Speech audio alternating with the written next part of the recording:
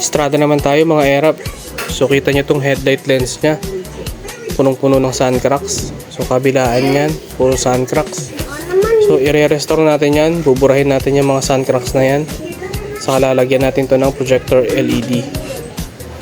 So kita nyo maguhit-guhit na yan, sun cracks po yan.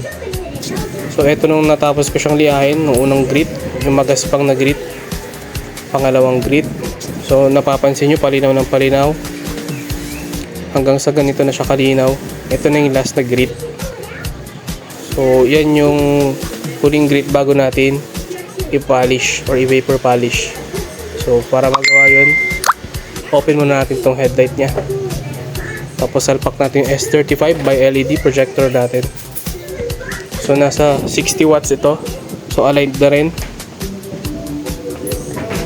So ayan siya, kita nyo pantay na pantay silang dalawa. Vapor polish muna natin siya. So itong process na to parang niluluto niya yung plastic.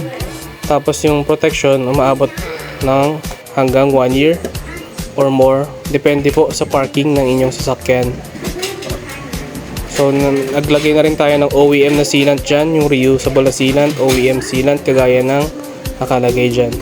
So in-upgrade din nga pala natin yung fog lights nya by LED laser nga pala yung nilagay natin dito. So kita nyo pag nag high beam, merong bilog dyan sa may fog lights. Tapos ayan siya, para may dalawang mata, itsura na ating fog lights, malakas yan. Tapos meron din yung park light nga natin. passing light function. Tapos ano, Naglagay park din nga lights. pala tayo ng amber na park lights. Tapos low beam, headlight. Tapos high beam. So nataon na medyo hazy yung kalsada natin. So ganyan yung effect niya.